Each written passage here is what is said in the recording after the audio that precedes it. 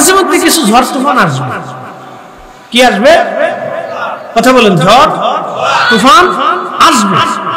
ইসলামের ইতিহাস পর্যবেক্ষণ যদি আপনি করেন, আমাদের সামান্য ঝড় তুফান, এই 2 দিন ধরে ইস্কন ফিস্কনে একটু খুশি দেয়, একটু ধাক্কা দেয়, একটু হু দেয়, একটু কাশি খুশি দেয়, তাতে আমরা চিন্তিত হয়ে গেছি।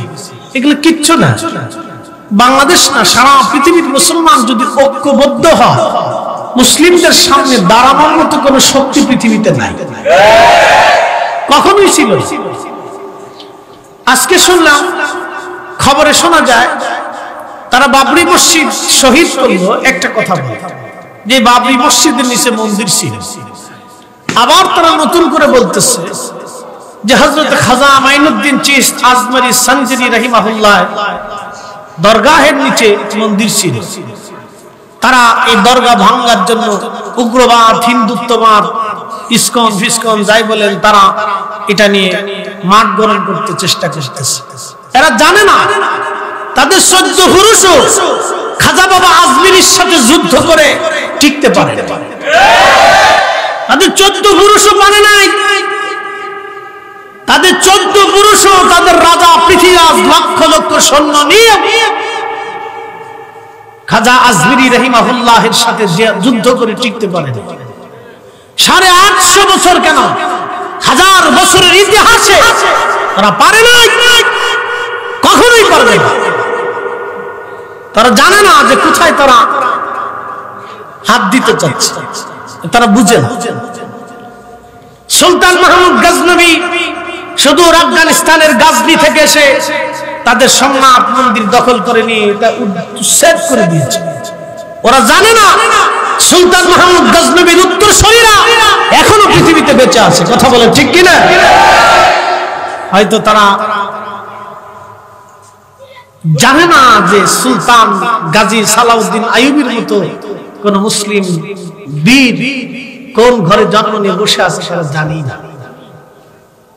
আবার বলি, দিন আছে, দিন থাকবে, ইসলাম আছে, ইসলাম থাকবে, কোরআন আছে, কোরআন থাকবে, রাসূল ছিলেন, রাসূলের আদর্শ কিয়ামত পর্যন্ত থাকবে, নবীর গোলামরা পৃথিবীতে কিয়ামত পর্যন্ত টিকে থাকবে। কথা বলেন ঠিক কিনা? চিন্তিত হন কিছু নেই। মাঝে মধ্যে এগুলি 2-4টা আসবে, আবার দেখবেন বাতাসের সাথে ভিজে চলে গেছে, পানির সাথে ভিজে চলে গেছে। এগুলো কিচ্ছু নেই, মনোযোগ দিয়ে। তো পৃথিবীতে বহু ধর্ম আছে, এক এক ধর্মের এক এক বিশ্বাস নিয়ে তারা বেঁচে আছে। বলেন, দিন শেষে আমরা কার কাছে চলে যাব? আল্লাহর কাছে। একসাথে বলতে হবে, কার কাছে? আল্লাহর কাছে। হিন্দু কার কাছে যাবে? আল্লাহর কাছে না, তাদের বিশ্বাস একটা বিশ্বাস আছে, তারা আল্লাহর কাছে বিশ্বাস করে না, তাদের একটা বিশ্বাস আছে। আমি বলি, কোন ধর্ম নিয়ে কটাক্ষ না, তারা তাদের সেই বিশ্বাস নিয়ে থাকো। কবি জীবনানন্দ দাশ একটা কবিতা লিখছে, আবার আসিব ফিরে ধানসিঁড়িটির তীরে, নবান্নে এ বাংলায় হয় শালিকের বেশে। বুঝছেন? আবার আসিব ফিরে ধানসিঁড়িটির তীরে, এই বাংলায় নবান্নে হয়তো শালিকের বেশে। এরকম একটা কবিতা জীবনানন্দ দাশের লেখা আছে। কবি তার ধর্মের বিশ্বাস কবিতার ছন্দে ফুটিয়ে তুলছে। মনোযোগ দিয়ে, কবি যেহেতু তার ধর্মের অনুসারী, সে তার ধর্ম নিয়ে লিখতেই পারে। কিন্তু তাদের বিশ্বাস হচ্ছে মানুষ মারা যাওয়ার পরে আবার পৃথিবীতে ফিরে আসবে। যদি ভালো কাজ করে তাহলে তাদের ভগবান তাদেরকে পৃথিবীতে পাঠাবে, এই জ্ঞানী করে, রাজা করে, বাদশা করে, এগুলি করে তাদেরকে আবার পৃথিবীতে পাঠাবে। আর যদি তারা খারাপ কাজ করে যায় তাহলে ভগবান তাদেরকে আমার পৃথিবীতে পাঠাবে শিয়াল করে, কুত্তা করে, পাখি করে, বিড়াল করে, বান্দর বানাইয়া। এটা তাদের বিশ্বাস। এজন্য কবি তার ছন্দে লিখছে, আবার আসিব ফিরে ধানসিঁড়িটির তীরে, নবান্নে বাংলায় হয়তো শালিকের বেশে, নয় কাউয়ের বেশে, নয় বিড়ালের বেশে। তার ভাষায় সে লিখছে। বলেন, আমাদের কি ফিরে আসার আর কোন সুযোগ আছে? আমি একটা আয়াত দিয়ে আল্লাহর চূড়ান্ত সিদ্ধান্তগুলি আপনাদেরকে জানাই দিচ্ছি। একসাথে বলেন তো আল্লাহু আকবার। আল্লাহু আকবার ওয়ালিল্লাহিল হামদু বিসমিল্লাহির রাহমানির রাহিম।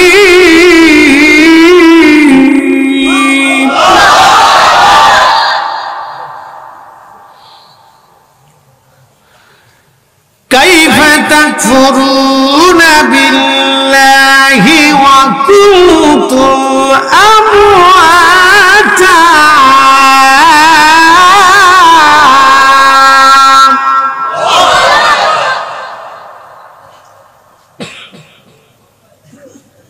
কাইফা তাকফুরুনা বিল্লাহি, তোমরা কি করে আল্লাহকে অস্বীকার করো? তুমি কি করে আল্লাহকে অস্বীকার করো? তুমি কি করে রবকে অস্বীকার করো? অকুনতুম আমওয়াতা, তুমি নির্জীব ছিলে, নিষ্প্রাণ ছিলে, অস্তিত্বহীন ছিলে, তোমার কিচ্ছু ছিল। এই আমার দিকে তাকান, অ্যাটেনশন, কথা খুব ইম্পর্টেন্ট। আপনারা আমাকে দেখতেছেন, আমাদেরকে দেখতেছেন, সবাই এক সময় আমরা মায়ের রেহেমের ভিতরে ছিলাম। কথা ছিল সত্য, ইউনিভার্সাল ট্রুথ, একবার চিরন্তন সত্য কথা। আমরা সবাই এক সময় কোথায় ছিলাম?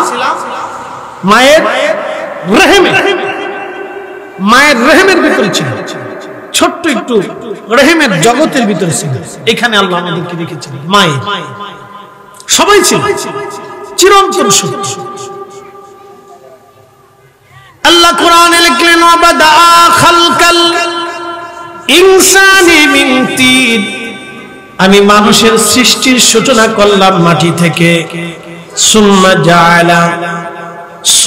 জাআলা নাসলাহু মিন সুলালাতিন মিন মাইন মাহিন।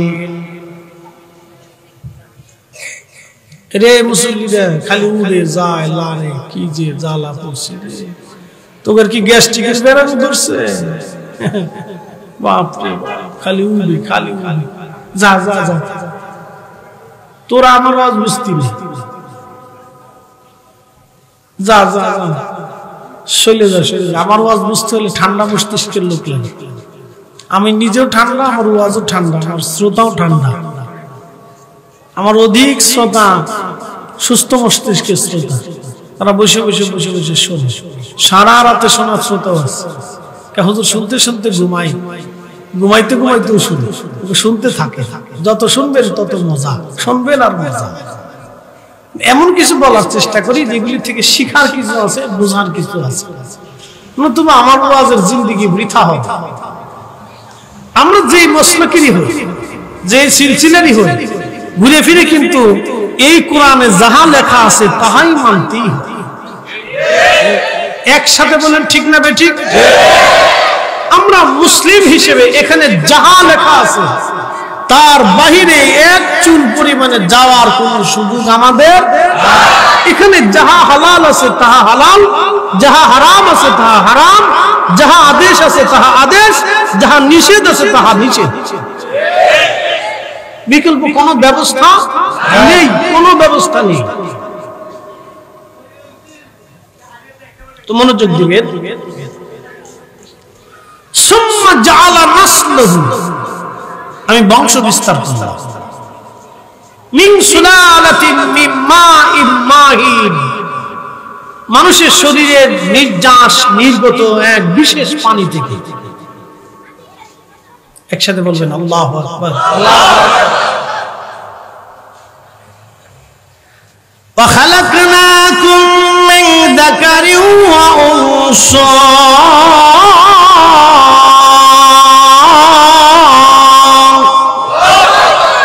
তোমাদেরকে সৃষ্টি করছে একজন পুরুষ একজন নারী থেকে। এই জন্য আপনাদেরকে বলি বৈবাহিক বন্ধনটা, আপনাদেরকে বলি বৈবাহিক বন্ধনটা যেন পবিত্র হয়। আমাদের দেশে বিয়ে যখন হয় তখন ওই ড্যাক্সেট বাজে সারা রাত, কুকু কুকু কুকু কুকু কুকু কুকু কুকু, সারা রাত্রে ড্যাক্সেটে যদি কুকু কুকু হয় তো বিসমিল্লাহতেই তো কুকু কুকু শুরু হয়ে গেল। কথা বুঝেন নাই আপনারা? এই আমাকে দেখতেছেন, আমি আমার বাবার একটা পরিচয় পেয়েছি। কেন? পবিত্র বৈবাহিক বন্ধনের কারণে আমি সন্তানের পরিচয় পেয়েছি। আমার ভাই পেয়েছি, আমার বোন পেয়েছি, আমার চাচা পেয়েছি, দাদা পেয়েছি, নানা পেয়েছি, আমার ফুফু পেয়েছি, খালা পেয়েছি, খালাতো ভাই পেয়েছি, বোন পেয়েছি, মামাতো ভাই বোন পেয়েছি, আমার বাচ্চা পাবো, নাতি পাবো, বংশ পাবো, সব পাবো একটা বৈবাহিক মিলন, বৈবাহিক বন্ধনের মাধ্যমে। সেটা আমার আব্বা এবং আম্মার বৈবাহিক বন্ধনের মাধ্যমে আল্লাহ আমাকে দুনিয়াতে একটা সুন্দর পরিচয় দিছে। এই বৈবাহিক বন্ধনটা শুরু করার আগে যেন একটা পবিত্রতা থাকে। কি থাকতে হবে? পবিত্রতা থাকে। আমরা দেশের বিবাহে তো আজারে বাজারে বাজারে যেখানে সেখানে হয়। আল্লাহ রসুলের বিবাহের পদ্ধতি ছিল আল্লাহর ঘর মসজিদে, এটা ছিল সুন্নাহ রীতি। মসজিদে বিবাহ হবে। বলেন তো, মসজিদে যদি বিবাহের কার্য অনুষ্ঠান হয় তাহলে মসজিদে কেউ কি ওযু ছাড়া ঢুকতে পারবে?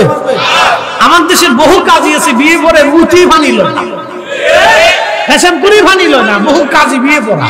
এতারা আইনে আগে নদীর ভিতরে ফজরের ভিতরে ভালো করে শুকাবেন, শুকায় গোসল করে একটু পাক সব হইয়া। বুঝতে পারছেন? আপনাদের কি জন্য বলতেছি, এগুলি বুঝতে হবে, আমাদের শিখার দরকার। আল্লাহ রাসূলের সুন্নাহ রীতি ছিল মসজিদের ভিতরে বৈবাহিক বন্ধন, পবিত্র বন্ধনটা চালু করা। আমরা যেন এগুলি করতে পারি, আল্লাহ তৌফিক বলেন আমিন। আর মেয়েদেরকে শ্বশুর বাড়ি পাঠানোর সময় পর্দার সাথে পাঠানো। কিসের সাথে? একসাথে জোরে বলুন, কিসের সাথে? বউল আরেকজনের দুলাভাই কোলে করে আগে। আমাদের হাসিসকে বলাবেন, তোরা হাসিস। সত্য কথা বলতেছি, আপনার স্ত্রী আরেকজন কোলে নেবে কেন? ছি ছি, আস্তাগফিরুল্লাহ আল-আযীম, লা হাওলা ওয়ালা কুওয়াতা ইল্লা বিল্লাহ। এটা হবে কেন? এটা হরতো কথা না। ওয়া খালাকনাকুম মিন যাকারিন ওয়া উনসা, একজন পুরুষ একজন নারীর মাধ্যমে আমি পৃথিবীতে মানব জাতির বংশ বিস্তার করছি। সুম্মা জাআলা নাসলাহু মিন সুলালাতিন মিন মাইন মাহিন, এক নির্যাস নির্গত পানি, সেটা বাবার পৃষ্ঠদেশ বা মায়ের বক্ষদেশ থেকে একত্রিত হয়ে মায়ের রেহেমের ভিতরে এক জায়গায় জমা হল। আল্লাহু আকবার।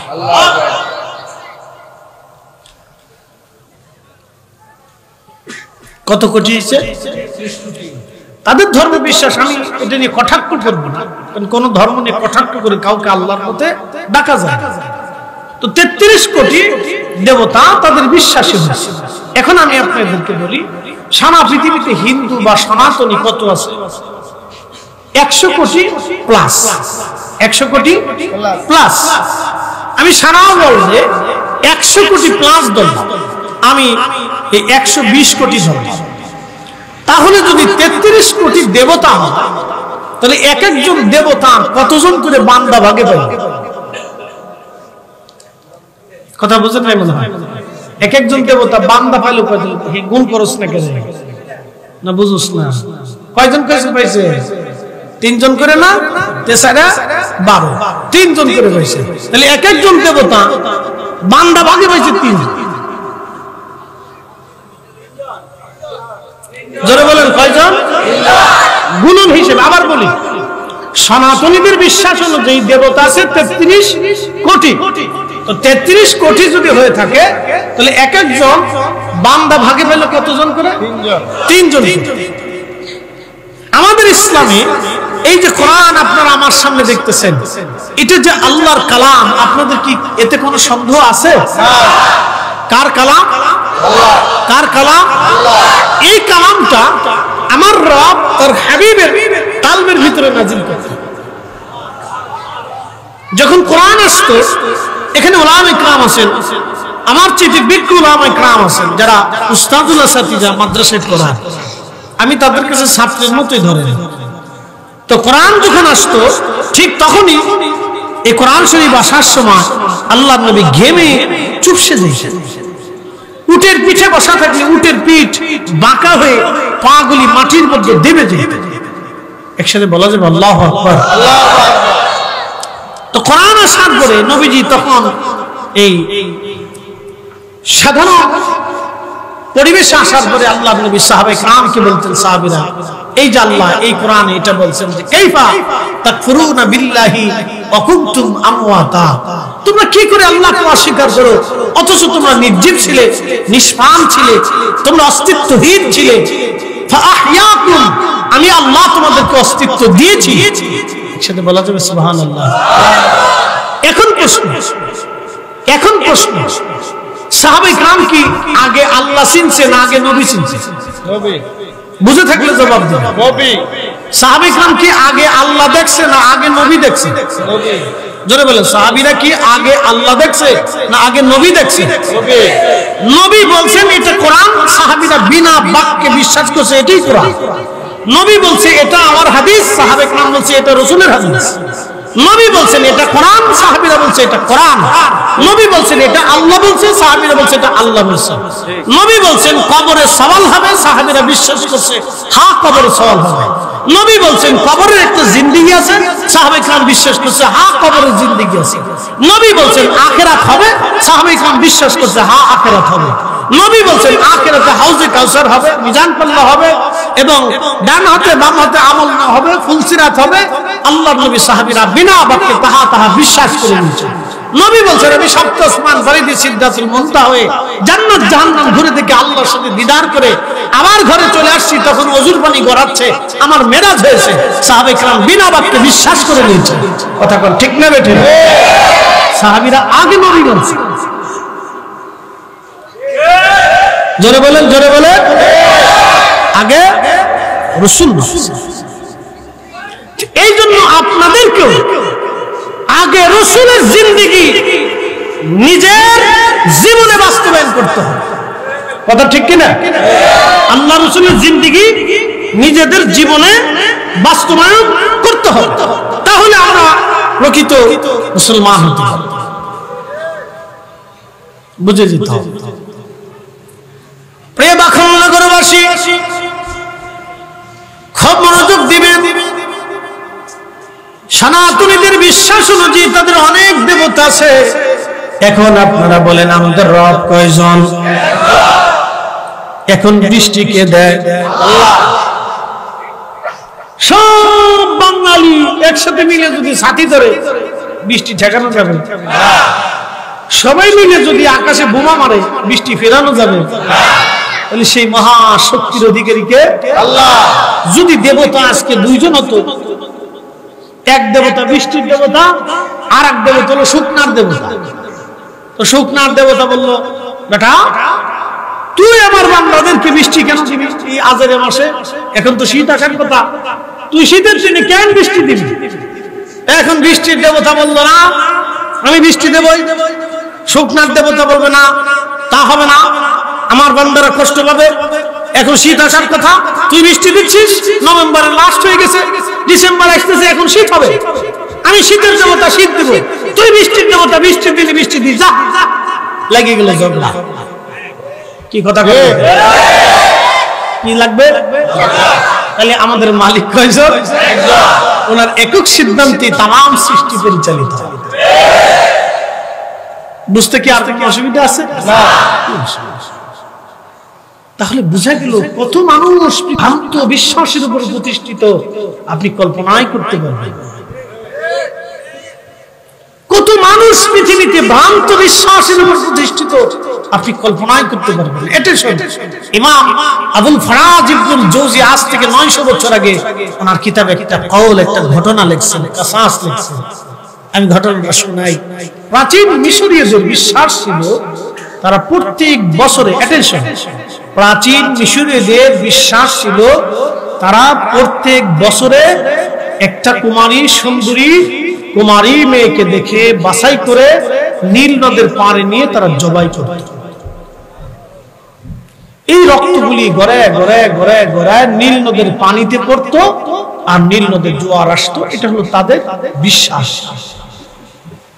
বলেন শত শত বছরে কত শত নারীর জীবন চলে গেল এক ভ্রান্ত মিথ্যা বিশ্বাসে। আচ্ছা, সনাতনীদের বিশ্বাস অনুযায়ী তারা তাদের স্বামী মারা গেলে স্ত্রীকে জীবন্ত স্বামীর সাথে পুড়িয়ে মারা হতো। হ্যাঁ, হিন্দুদের। কাদের? এটা এখন না, এটা ব্রিটিশ আমলে বন্ধ করছে, ব্রিটিশ আমলে বন্ধ করছে। কিন্তু হাজার হাজার বছর ধরে, 1-2 বছর না, হাজার হাজার বছর ধরে সনাতনীরা আজকে যারা আমরারে ফুল দিবার চায়, তারা বুঝাইতে চায় যে আমরা ভ্রান্তির উপরে আছি, তারা নিজেদের ইতিহাস আগে ভালো করে জানো। হাজার হাজার বছর ধরে তারা একজন নিষ্পাপ একটা মহিলাকে শুধু স্বর্গের দোহাই দিয়ে তারা বলল যে স্বামী মারা গেছে, স্বামীর সাথে স্ত্রীকে জীবন্ত মানে আগুনের ভিতরে পুড়িয়ে দিয়ে দাও, স্বামীও স্বর্গে চলে যাক, স্ত্রীও স্বর্গে চলে যাক। চিন্তা করেন, দুইজনকে একসাথে স্বর্গে পাঠানোর জন্য একজন জিন্দা মানুষে আগুনের সাথে পুড়ে মারছে। কি এক ধর্ম বিশ্বাস, ভ্রান্ত বিশ্বাসের উপরে প্রতিষ্ঠিত থেকে মানুষগুলি জিন্দা মানুষের সাথে, মৃত মানুষের সাথে জিন্দা মানুষকে পুড়িয়ে মারতে পারে। তার মানে বোঝা গেল এগুলি সব মানুষের নিজস্ব বানানো মস্তিষ্ক বিকৃত ধর্ম প্রথা। কথা বলে ঠিক না ঠিক? একমাত্র ইসলামী মুক্তির পথ নিয়ে 1450 বছর আগে রাহমাতুল লিল আলামিন আরবের মরুভূমিতে এসে তিনি সেই মরুর ভিতরে গোলাপের ফুল ফুটিয়ে সারা পৃথিবীর মানুষকে দিশা দিয়ে গেছে। একসাথে বলেন ঠিক না ঠিক?